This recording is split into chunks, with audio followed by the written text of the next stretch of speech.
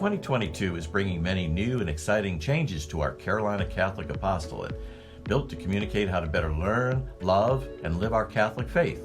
We begin with our name change to Carolina Catholic Media. This reflects the expanded scope of Carolina Catholic Radio to include the development of our podcast, streaming, social media, YouTube, and direct marketing platforms. 2022 is a very important year for the Catholic Church. As a result, Carolina Catholic Media will feature more local news, information, and conversation to reflect what's happening now and how it impacts our local Catholic community. Throughout the year, Carolina Catholic Media will showcase our Catholic schools and homeschools, the Charlotte Diocese 50th anniversary, and the 2-year worldwide synod process that begins on the diocesan level. We encourage you to get involved, join us, and catch the spirit. The Carolina Catholic Media Apostolate is a 501c3 nonprofit. We are 100% funded by you. Please consider a donation, monthly tithe, or business sponsorship to support our mission and vision to spread the truth of Jesus Christ and our Catholic faith across the Carolinas. Thank you for discerning a role in our apostolate. May God bless you abundantly.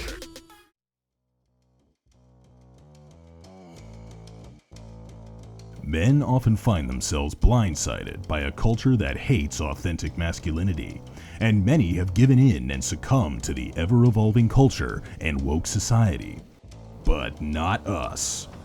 We are the ReMENant, faithful Catholic men from 3 different generations who reach through the radio to tackle current events that challenge our wills and empower the practice of the Catholic faith through thought-provoking discernment and prayer.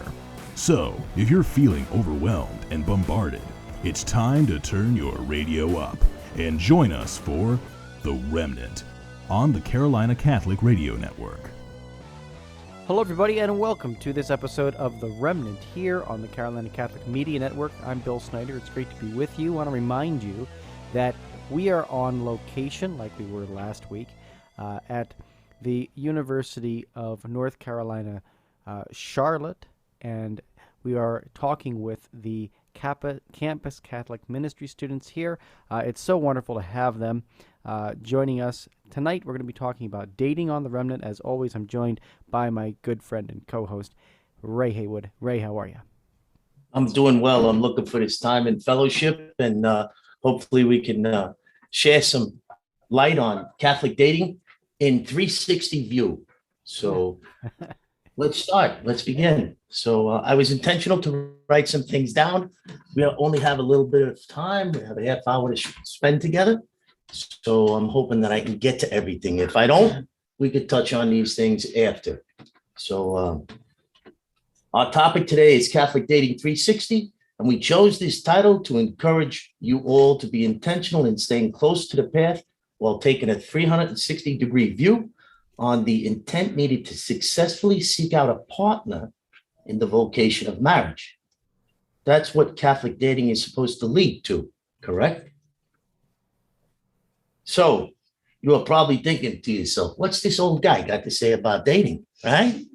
But I have 2 sons that are, my son Frank is 23, my son Nicholas is 29, and I'm an intentional father. And I want them to be able to successfully navigate finding a mate. And the things that I'm going to share with you tonight are the things that I share with my own sons. So this topic is close to my heart because it affects my family. And I hope that you guys get a wealth out of what we're going to share tonight. So let's start with the simple answers to be found in all aspects of life. And that is, if we put good intent into things, we get good out. And it also, everything with me is simple answers and also character. I like to find character in people. When I meet people, I look at their character. So an easy way to read character is, through the way people conduct themselves. So intentional thoughts become actions, intentional actions become habits, and then intentional habits become character. And I can tell you that this is an attractive trait. When you have good intent, this is attractive because it's very much countercultural. Without good intent, what becomes of our character? Wisdom has taught me to be steadfast in the resolve that good decisions lead to good results, even if they're not seen in every experience. We were talking about truth earlier before we started. So this is what, when you are truthful to yourself and to others around you, sometimes it's very hard to make good decisions that you're going to see because it's challenging. There's suffering in truth. There's suffering in good decisions. So in this intentional approach, we unwittingly surround ourselves with people of good intent. For in this mindset, we unwittingly identify the good intentions of others and gravitate towards these people. Looking back, I didn't date for very long. I met my wife, Natalie, when I was 18, and we've been married since I'm 21. So back then, our Catholic faith was seen in every part of our lives. We were steadfast in the sacraments, which instilled moral posture and family values within us that at that time were even seen in the public square. This is something that you guys don't get to share in today. When I was growing up, social capital was held in family and faith. That's what moved us. Social capital is not held in family and faith anymore. It's held more in politics and in the media. That's what moves us as a people now. So when you take this intentional look at things, it'll help you to navigate as you self-examine. Getting married young was commonplace back then, and our contemplation of the sacrament of marriage is what brought us back to our faith through the pre-Cana process. I could still remember, like to this day, my wife will tell me things that I said during pre-Cana. I'm married 34 years. It's a long time, and she still remembers. So think of how jarring it is when you're so young in your relationship and you actually go into the pre-Cana process. You probably, a lot of you never even thought about pre-Cana, but that's the process when you're going to get married. It's a beautiful thing. And our church, the beauty of our church, challenges us to think about these things. So our faith guides us. Young adults don't get married early anymore. There are many factors to consider in why this is our new norm. So what will bring future generations of Catholics back to the faith? My simple answer for this question is intentional parenting. So you guys have it so much harder than we ever did. Like, as I just shared, even in our public square, faith and family was very much a part of our lives back then. That's not the case for you. So you have to be way more intentional. You have to understand the value of the sacraments that guide us and keep them in mind as you navigate. So let's begin to scratch at the surface of the two focal points of our talk today. Let's start with what it means to be Catholic while dating.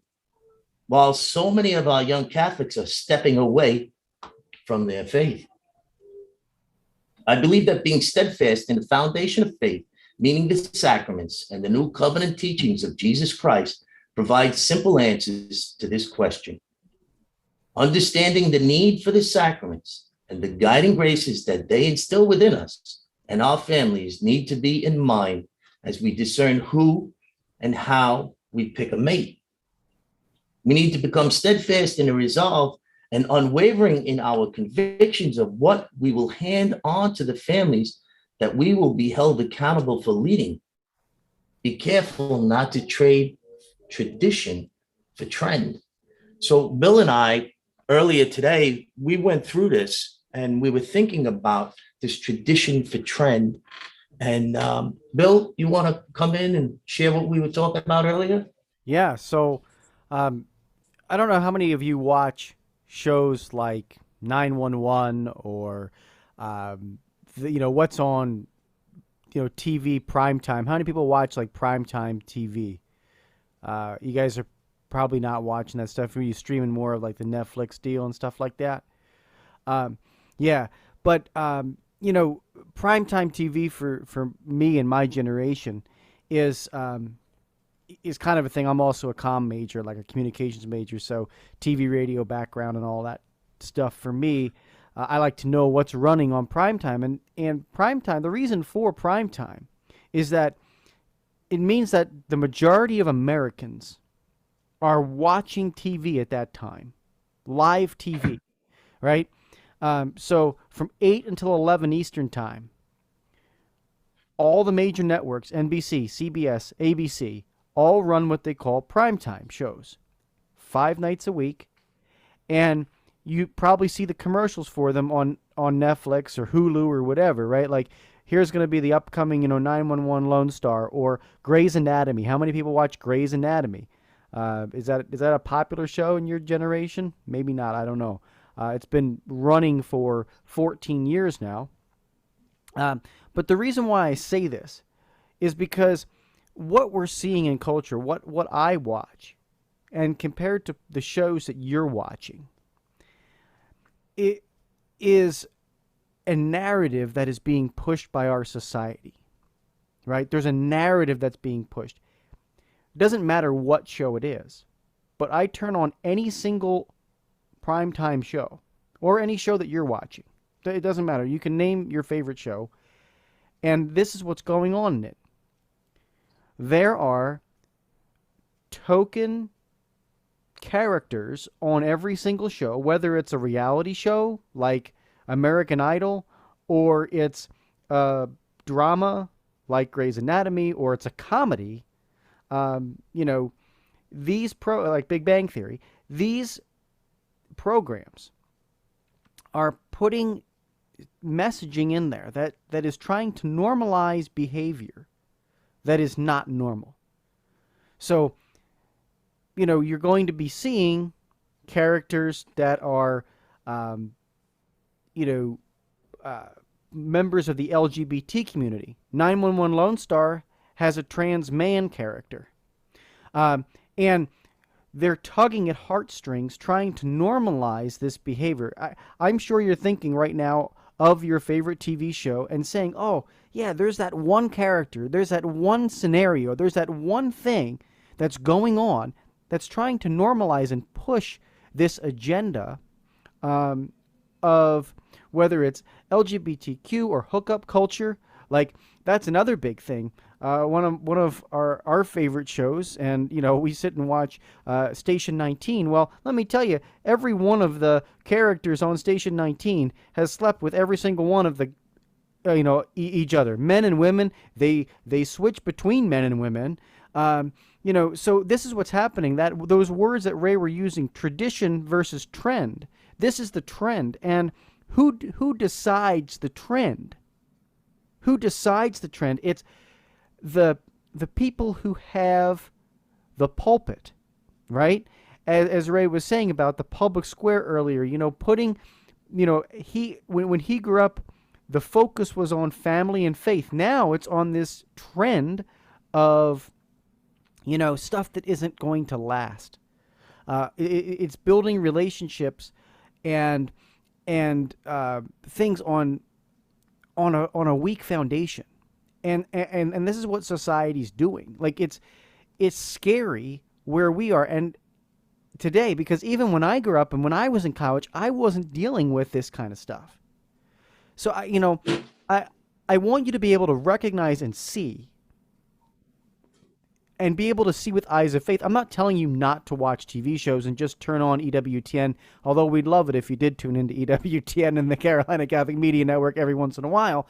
But the reality is that if you are, consuming this stuff, you need to have eyes of faith to say, watching it, saying, this stuff, I can recognize it. It can entertain me, but it's going to be separate from what I believe, and I am not going to participate in this type of culture, because what they're trying to do is normalize it. So I think that's a, good spot, to kind of leave it and toss it back to you, Ray. Yeah. So when I was growing up, Happy Days was on, Laverne and Shirley, stuff like that, right?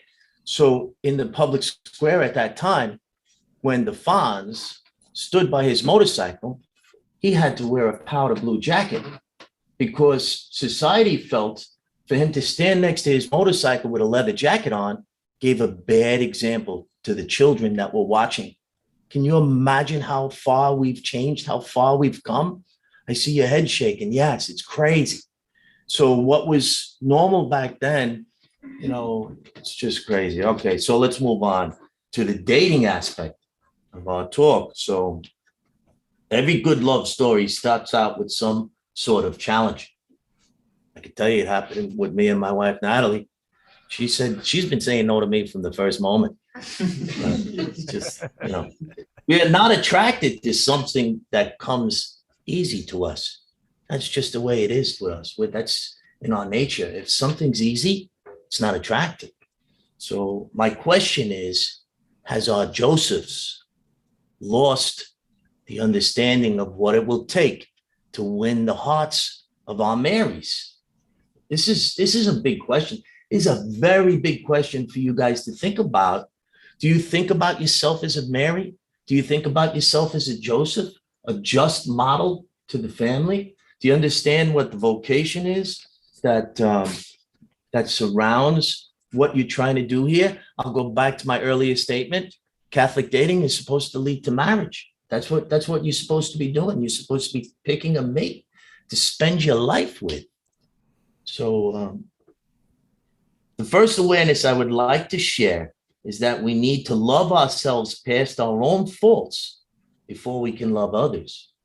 This peaceful resolve is found in the own faith that can withstand objective self-examination that will ultimately lead to continual growth and understanding of self. There's a lot said there. Simply put, we need to first understand and love ourselves before we can unconditionally love others, especially past their faults. Conviction toward owning this awareness comes over time in our commitment to humbly practice placing good intent in all of our actions. Now, our past trials and failures become growing experiences in the obedience and discipline that humility promotes. This is big stuff. I would like to point out that this reflection of character is very rare, and in our Heavenly Father's design, like I said earlier, is very attractive. When you approach someone in this type of humility and the obedience and discipline, and you think about the Mary and the Joseph aspect of what we're placing in front of you guys, this is countercultural. This is not the way that your peers are looking at you. And I could tell you that here in North Carolina, we only have 8% Catholics. So my sons are challenged with this. I challenge my sons to go. There's a lot I'd like to hit on. Maybe we could talk after about Catholic dating, online dating when we end this, because there's a lot that I'd like to share with you guys of the way I approach my own sons with this. But okay. I would like to point out that this reflection is okay. Another awareness is that we need to get close to our hearts to be careful of the company that we keep, because we don't always get to choose who we love. I can't tell you how many examples I've seen of this over my life, where people wind up with people who are not good mates, but they put themselves in the company of these people. So there is a lot of truth in the saying of the heart wants what the heart wants. We need to be diligent in guarding our hearts. This is an accomplishment by choosing well who we surround ourselves with. Again, good decisions lead to good results. So be careful who you put in your presence, because you could find yourself in love with somebody that's not a good fit. This happens. I've seen it many times in my life. Now let's try to take out the confusion of the worldly narrative that continually throws stumbling blocks before our young Catholics when it comes to gender and the Trinity of the family, meaning mother, father, and child. I believe that the chaos surrounding this situational truth, I want you to know there's a lot of stuff out in our public square that is situational truth, not objective truth. Situational truth of intolerance towards gender equality and family construct is where our young Josephs find difficulties in knowing how to approach fighting the good fight toward winning the hearts of our Marys. The worldly narrative is intentionally removing authority from our faith walk, our family structure, and gender in our public square in an attempt to ultimately compromise our free will towards removing authority from the author of all authority, our Heavenly Father. This is what's happening slowly over the generations. The authority is being taken out of everything to take authority away from the author of all authority. This is the narrative. This is the way we separate ourselves from each other. The last thing we need is for our young Catholics to unwittingly remove the sacraments in the wake of this all-encompassing narrative. What will guide the next generations if we don't have the sacraments? So be careful who you place in front of you, because you can't always choose who you love. Now, this encompassing narrative is another thing that Bill and I spoke about earlier. So, Bill, you want to jump in here? Yeah, sure. And Ray, just some really good perspective that I want to reiterate again, and it ties directly to what I said earlier about the whole gender equality and narrative that's going on. We're fighting against a tide, and Ray, you said it, countercultural. What's going on is you are challenged to live counterculturally. You're challenged to date counterculturally, right? And it's so hard. Ray said that one thing earlier, that people aren't getting married till later. I didn't get married till I was, I think, 35, right? Or 36. So, I'm going to be 37, and I got a 1-year-old son. So, these things occur because society is driving a narrative. No other things happened in my life, but the reality is that men and women have a very, very hardwired reality when it comes to how they interact with one another. Men want respect, and women want security. That's just how it is, right? You talk to my wife, she wants me to get a house, to move out of a 2-bedroom apartment. Like, there's a laundry list of things that are all speaking to her security. And the things that I want are totally around respect, right? I want to have the leadership position, the head of the family, to be able to guide our family, make an impact in the world, right, through ministry work. These are all things that are tied to my daily reality of marriage. And what's happening is the world is turning it upside down. They are flipping it around, trying to say, the desires in your heart aren't really real, right? This deep need for security or respect. No, you can be your own person, right? The single mom can rise up and take care of everything. The single dad can also be the heart. No, it doesn't work like that, right? So when it comes to dating, you really have to recognize and understand that the successful relationship is built on these things. And as a man, you have to look for ways to secure your family's future. And women, that respect that you give to the man, that it's not just all about, you, and is also so important, and look, I'm a stay-at-home dad, right? I spend the majority of my time raising my son, and my wife works out of the home 3 days a week. So the reality, my reality, is a little different than what the stereotypical thing looks like.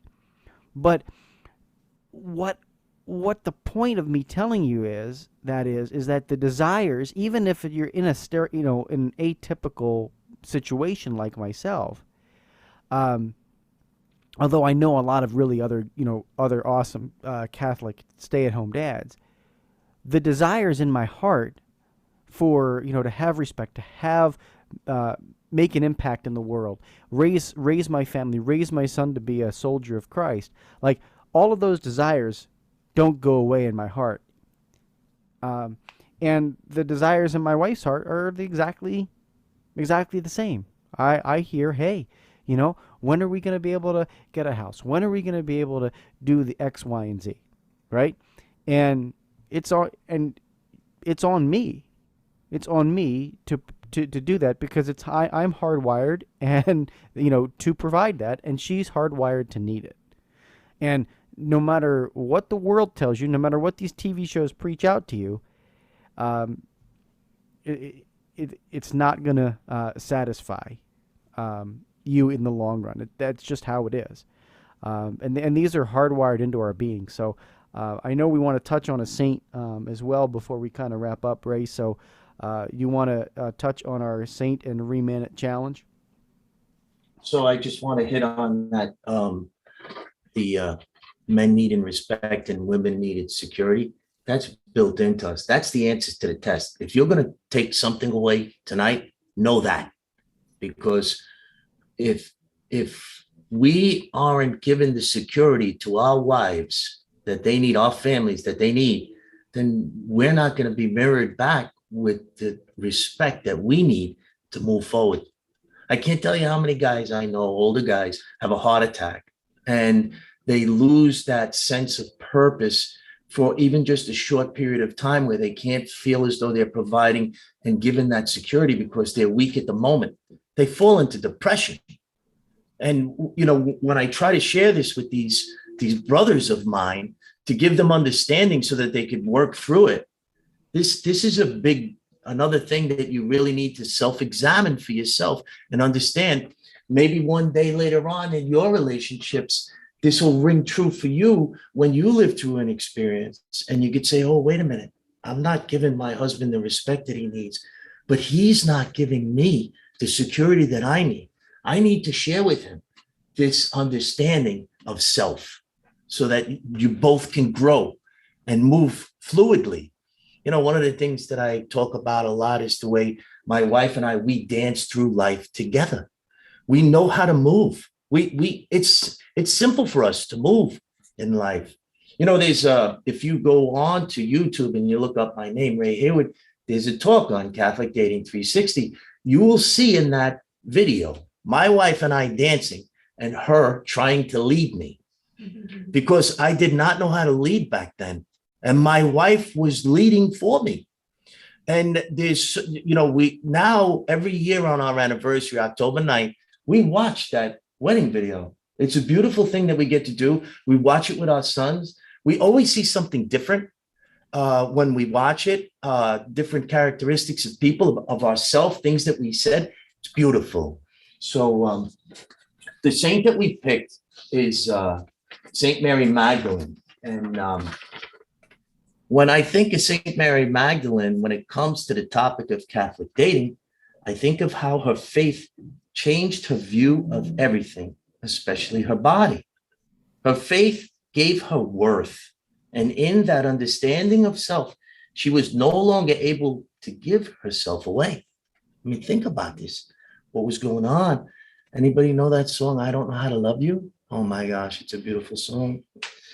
She became chaste in her understanding of divine love that she witnessed firsthand in the presence of our Lord and Savior.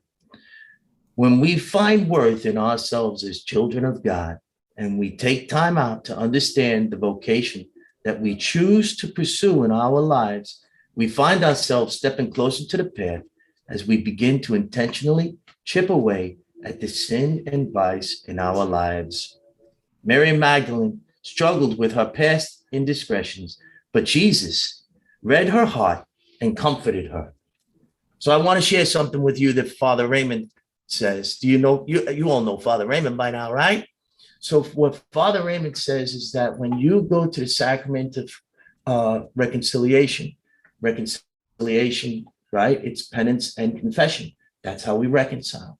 What he says is that what you give to Jesus, he takes, but what you hold on to, you keep. So if you're not going to give whole self to the sacrament, then you're always going to hold on to something that's going to be a heavy burden. It's the same when you're approaching the opposite sex. If you're going to hold back from giving whole self, you're never going to get a full reaction. We mirror each other. So as men, we have to let down our guard. We have to be able to be vulnerable. We have to show that person that, like I was saying last week to one of the people who's sitting in the room, we have to be sincere in our approach. And when we are sincere in our approach and we take that time out, then that's attractive to the other person.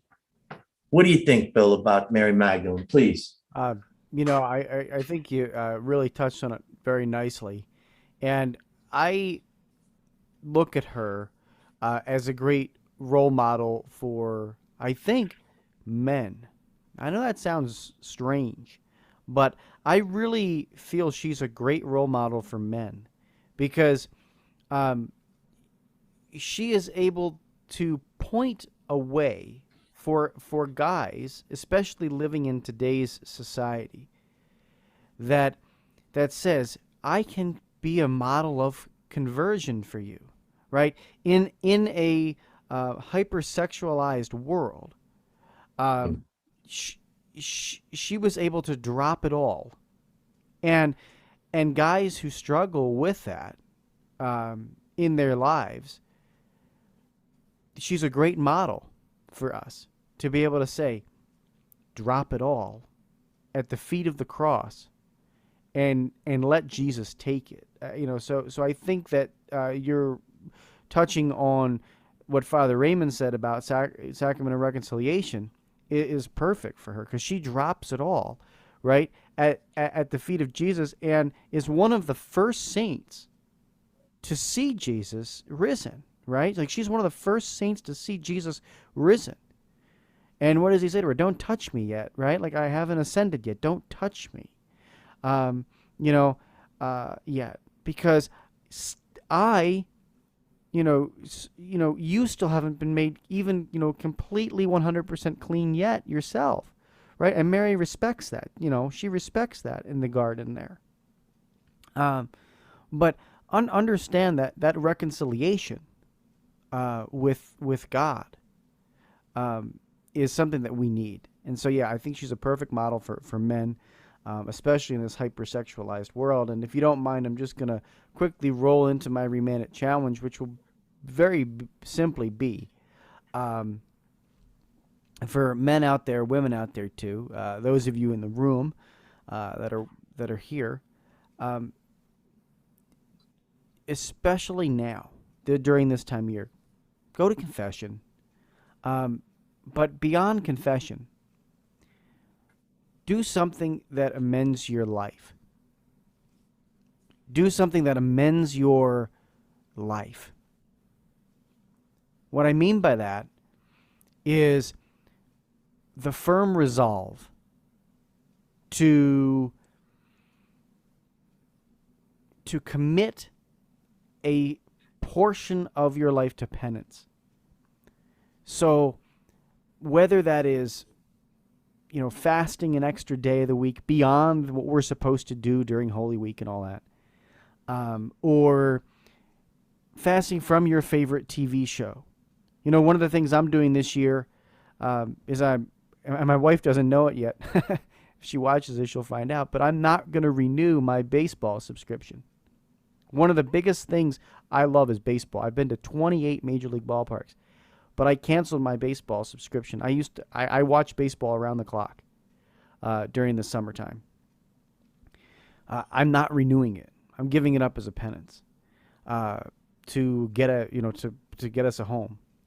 So do something as a penance and pick it and try to make it something that is something that you like.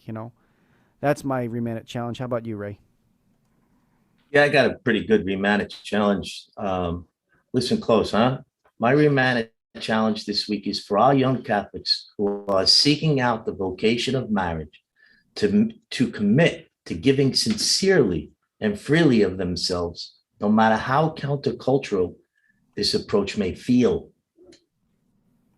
As I tell my own sons, in this approach, the person who is attracted to you will prove to be a good fit. The person who is attracted to you will get you. It'll happen. Over time and trial, this approach will give you confidence in your delivery. Your good intent will be seen as an attractive character trait. Let's also keep in mind that we are very much loved past our faults, and that our imperfections make us perfect in our Father's eyes. So as we are challenged and we rub and we hone, as we move through life and we struggle, just remember all of these imperfections make us perfect in our Father's eyes because we keep coming back to Him. Isn't that beautiful, Bill? I hope you guys got a lot out of this tonight. Yeah, oh, absolutely. This is awesome, Ray. I just want to thank you. I want to thank the young people that we have you spent this time with the past 2 weeks. I hope you guys tune in and continue listening to the Remnant on the Carolina Catholic Media Network. But for Ray, for everybody joining us virtually, joining us in person, thank you so much for being here. May God bless you, your families. Have a great week, folks. Thank you for joining The Remnant today. For more information about us, email theremnantshow@gmail.com. That's the ReMenant show@gmail.com. Hello, my name is Ray Haywood, and I'm coming to you today to talk to you about the book that I wrote, Tools to Ready the Journey, A Father's Guide to a Faith-Filled Family. This book can be purchased anywhere, but you could also go to the website of trjfathersguide.com, where you will gain access to the resource documents, the chapter podcasts, as well as the social media platform links of Twitter, Instagram, and Facebook. This book has two audiences. The first audience is for the younger man. That's the title of the book, Tools to Ready the Journey. The second audience is for the older man. The subtitle of the book, A Father's Guide to a Faith-Filled Family. That's for us to find value in the tools and awarenesses that are shared and hand them on to that next generation of leading men. As men, we need to understand that we cannot do this journey alone. I hope that this scratches at you an awareness and ignites your heart to visit that website of trjfathersguide.com. The Shroud of Turin is one of the most researched and studied relics in church history, and profoundly impacts many who encounter its mystery. As a person of faith, looking at it through the eyes of faith, I don't think it can help but touch your heart. Something that we can look on not only to bolster our faith in those moments of weakness, but also to deepen our faith and our appreciation, our intimacy with Christ. Join Fiat Ministry Network and Patchwork Heart Ministry as they examine the science of the shroud through the lens of faith. Really interesting scientific information that we didn't know about, like the pollen from all the different regions of the world. As the shroud traveled around, it picked that up. Some of the mites, things like that was really interesting to me. I mean, this made you really want to believe it a lot more. It's impressive. Like, humanly, I don't think like that is another level of love.